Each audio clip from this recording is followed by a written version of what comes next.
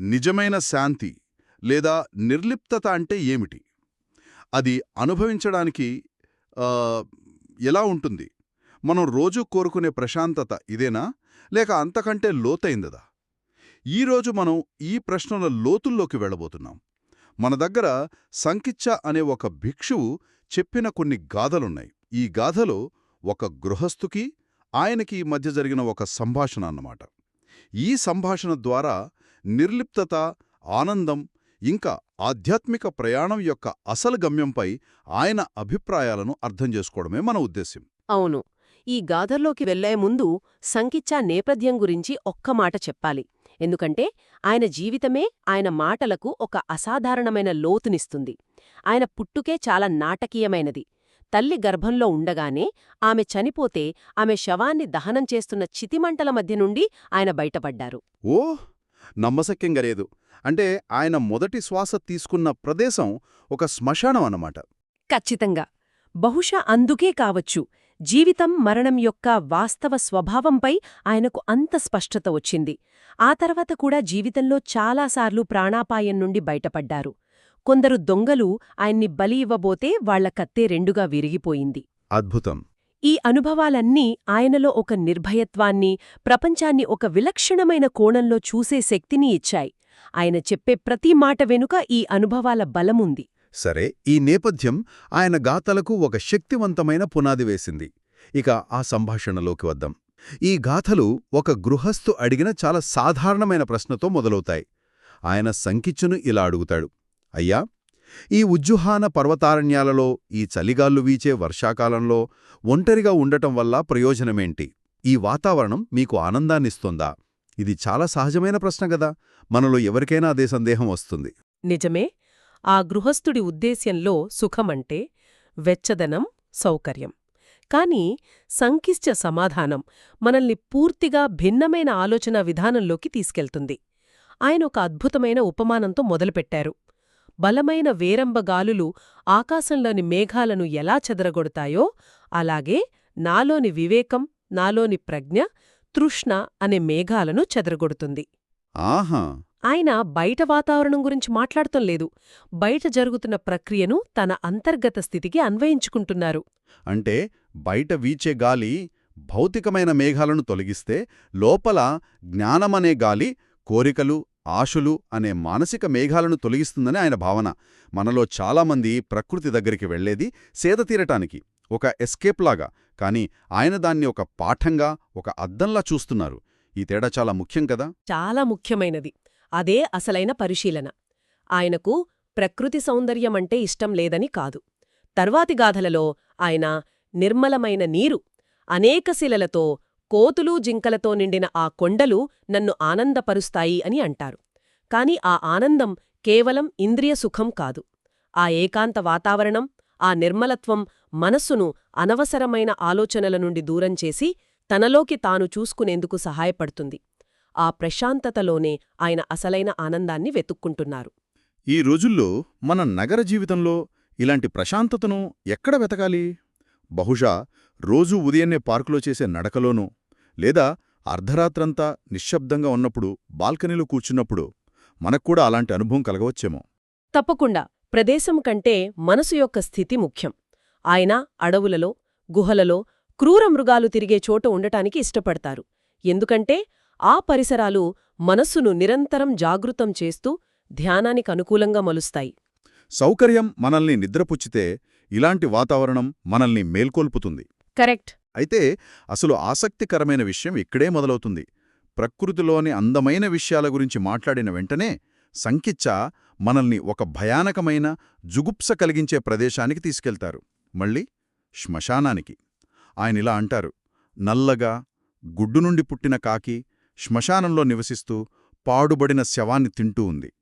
దానిని చూసినప్పుడు నా శరీరంలోని ఆశాభావాలన్నీ వ్యర్థమనిపించి నాలో స్మృతిని మేల్కొల్పుతుంది. క్షమించాలి, ఇక్కడ నాకో సందేహం. శవాన్ని తినే కాకిని చూడటం అసహ్యం కలిగించాలి, భయం కలిగించాలి. కానీ అది స్మృతిని ఎలా మేల్కొల్పుతుంది? ఆ రెండింటి మధ్య సంబంధం నాకంతా తేలిగ్గా అర్థం కావడం లేదు. ఇది చాలా మంచి ప్రశ్న. ఎందుకంటే ఇక్కడ స్మృతి అనే పదాన్ని మనం సరిగ్గా అర్థం చేసుకోవాలి. స్మృతి అంటే కేవలం ఏదో గుర్తుపెట్టుకోవడం కాదు. ఇక్కడ దాని అర్థం ప్రస్తుత క్షణం యొక్క వాస్తవికతపై పూర్తి ఎరుక. ఆ శవాన్ని తినే కాకిని చూడగానే ఆయన మనసులో ఏ భావన కలిగింది? ఓహ్, ఈ శరీరం ఇంతేనా? మనమింతగా ప్రేమించే, అలంకరించుకునే ఈ దేహం యొక్క అంతిమ గతి ఇదే కదా అనే ఆలోచన. అవును, ఆ కఠినమైన నిష్ఠురమైన సత్యంపై ఆయన మనసు నిలిచిపోయింది. ఆ క్షణంలో వేరే ఆలోచనలు, ఆశలు, భయాలు లేవు. కేవలం ఆ వాస్తవికతపై సంపూర్ణ ఏకాగ్రత ఉంది. అదే స్మృతిని మేల్కొలపడమంటే. అంటే ఆ దృశ్యం ఒక షాక్ ట్రీట్మెంట్లా పనిచేసి మనసులోని భ్రమలను తొలగించి వాస్తవాన్ని ముఖాముఖిగా చూపిస్తుంది. ఖచ్చితంగా. ఆ వాస్తవం మన శరీరం పట్ల మనకున్న మితిమీరిన అనుబంధాన్ని, అహంకారాన్ని పటాపంచలు చేస్తుంది. అందుకే అది ఆయనను విరాగానికి, అంటే నిర్లిప్తతకు నడిపించింది. ఇప్పుడు మనకు పూర్వకాలం నాటి శ్మశానాలు అలా కల్పించకపోవచ్చు, కాని ఒక ఆస్పత్రిలోని ఎమర్జెన్సీ వార్డు, లేదా ఒక వృద్ధాశ్రమం, అవును, లేదా ఒక తీవ్రమైన అనారోగ్యం కూడా మనకు జీవితం యొక్క అశాశ్వతత్వాన్ని ఇలాగే గుర్తుచేస్తాయి. ఆ క్షణాలల్లో మన అహంకారం, మన ఆశలు ఎంత చిన్నవో అర్థమవుతుంది. సంకిచ్చ అలాంటి చోటనే జ్ఞానాన్ని వెతుక్కుంటున్నారు. సో ఒకవైపు ప్రకృతిలోని జీవం, మరోవైపు శ్మశానంలోని మరణం, రెండూ ఆయనకు గురువులే అన్నమాట. ఈ ఆలోచన ఆయన చెప్పే నిజమైన ఆనందం, నిజమైన భద్రత అనే భావనలకు దారితీస్తుంది. ఈ గాథ వినడానికి కొంచెం విరుద్ధంగా అనిపిస్తుంది. ఎవరికి వారే రక్షించుకోగలిగినవారు, ఇతరుల రక్షణతో పనిలేనివారు, కామం పట్ల ఆపేక్షలేని భిక్షువులు సుముఖంగా, శాంతంగా నిద్రిస్తారు. ఇతరుల రక్షణతో పనిలేకపోవడమంటే బాధ్యతారాహిత్యంగా ఉండటమా? లేదు, దీన్ని ఒక పెద్ద చిత్రంలో భాగంగా చూస్తే ఇది బాధ్యతారాహిత్యం కాదు, అంతిమ స్వేచ్ఛ. సాధారణంగా మన భద్రత, మన ఆనందం ఇతరులపై, వస్తువులపై ఆధారపడి ఉంటాయి. నా కుటుంబం, నా పిల్లలు, నా ఆస్తి, వీటిని మనం రక్షించుకోవాలి అనుకుంటాం. అవి మనల్నే రక్షిస్తాయి అని భావిస్తాం. ఇదొక బంధం, వీటి గురించి నిరంతరం ఆందోళన ఉంటుంది. అంతే. ఇతరులను రక్షించాల్సిన అవసరం లేకపోవడం అంటే నాది అనే యాజమాన్య భావన, ఆ అనుబంధం లేకపోవడం. అలాగే రక్షణ కోసం ఇతరులపై ఆధారపడకపోవడం అంటే దేనిపైనా ఆధారపడకుండా తనలోని తాను సంపూర్ణంగా, స్థిరంగా ఉండటం. కానీ బంధాలు లేకుండా ఉండటమంటే ప్రేమ, కరుణ లేకుండా ఉండటమేనా?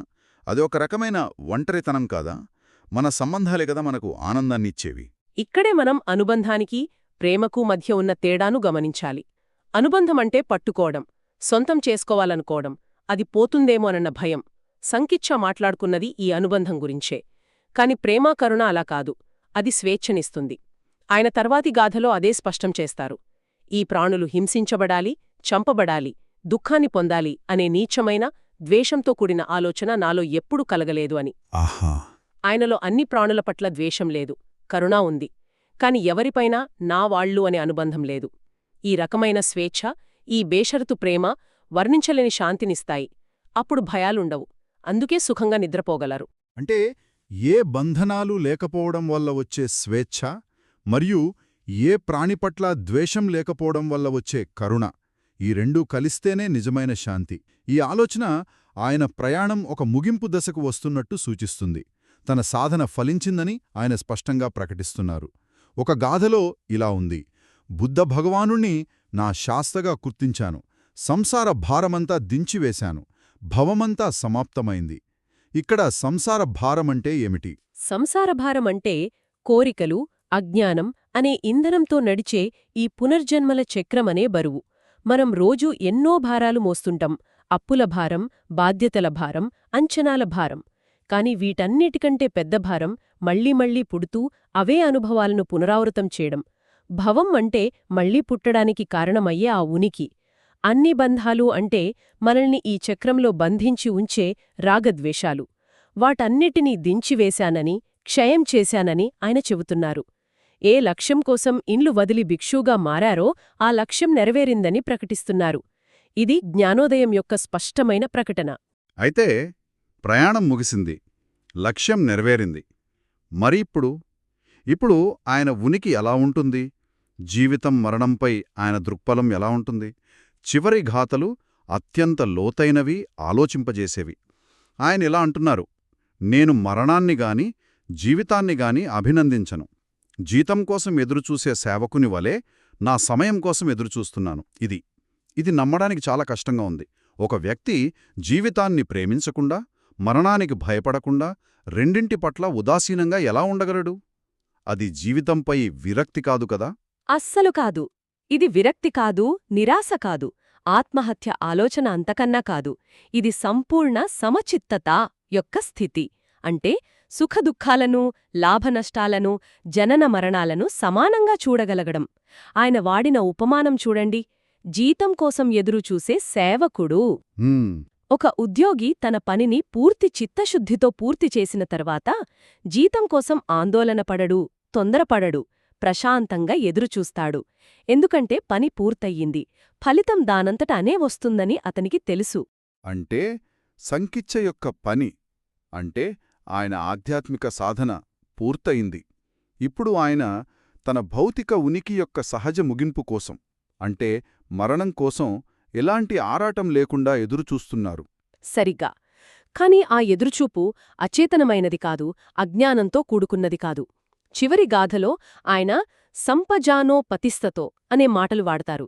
అంటే పూర్తి స్మృతి మరియు స్పష్టమైన జ్ఞానంతో ఎదురుచూస్తున్నాను అని. ప్రతి క్షణంలోనూ తనలో, తన చుట్టూ ఏం జరుగుతుందో సంపూర్ణ ఎరుకతో గమనిస్తూ ప్రశాంతంగా తన సమయం కోసం వేచి ఉన్నారు.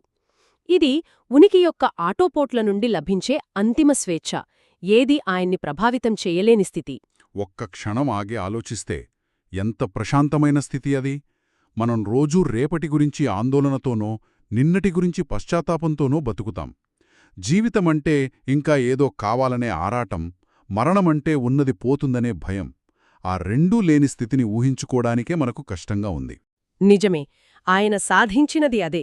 జీవితంపై వ్యామోహం లేదు, మరణంపై భయం లేదు. శరీరం ఉన్నంతకాలం అది తన పని తాను చేస్తుంది, సమయం వచ్చినప్పుడు అది సహజంగా అంతమవుతుంది. ఈ ప్రక్రియను కేవలం ఒక సాక్షిగా, పూర్తి ఎరుకతో గమనించడమే ఆయన స్థితి. ఈ మొత్తం సంభాషణను ఒక్కసారి సింహావలోకనం చేస్తే సంకిచ్చ ఆలోచనా ప్రయాణం ఎంత అద్భుతంగా ఉందో అర్థమవుతుంది. ఆయన ఏకాంత ప్రకృతిలో ఆనందాన్ని, పాఠాన్ని కనుగొనడంతో మొదలుపెట్టారు. తర్వాత శ్మశానంలాంటి కఠినమైన వాస్తవాలను, స్మృతిని పెంపొందించుకోవడానికి ఒక సాధనంగా ఉపయోగించుకున్నారు. అనుబంధం లేకపోవడం, ద్వేషం లేకపోవడం ద్వారా నిజమైన ఆనందాన్ని, భద్రతను నిర్వచించారు. చివరకు తన సాధన పూర్తిచేసి జీవితం మరియు మరణం పట్ల కూడా సంపూర్ణ సమచిత్తత స్థితికి చేరుకున్నారు. ఒక మనిషి ఆలోచన పరిణామంలో ఇదొక అద్భుతమైన ప్రయాణం. ఇందులో నన్ను సబ్సే ఆకట్టుకున్న అంశం ఆయన ప్రతి అనుభవం నుండి జ్ఞానాన్ని స్వీకరించిన విధానం. అందమైన కొండలైనా, అసహ్యకరమైన శవమైనా ఆయనకు రెండూ గురువులే. ఈ గాథలు వింటున్నవారికి ఒక ముఖ్యమైన ఆలోచనను మిగిల్చి వెళ్తున్నాయి. నిరంతరం బంధాలు, వినోదం, పరధ్యానాన్ని కోరే ఈ ఆధునిక ప్రపంచంలో జీవితం మరియు నిర్లిప్తత గురించి లోతైన అంతర్దృష్టులను కనుగొనగల నేటి మన అడవులు లేదా శ్మశానాలు ఏమిటి? మన జీవితంలో ఎదురయ్యే ఏకాంత క్షణాలు, లేదా నష్టాలు, లేదా అనారోగ్యాలు, వాటిని మనం కేవలం బాధగా కాకుండా సంకిచ్చలాగా మనల్ని మనం అర్థం చేసుకోవడానికి ఒక అవకాశంగా చూడగలమా? ఈ ప్రాచీన గాథలు మనల్ని అడిగే ప్రశ్న అదే.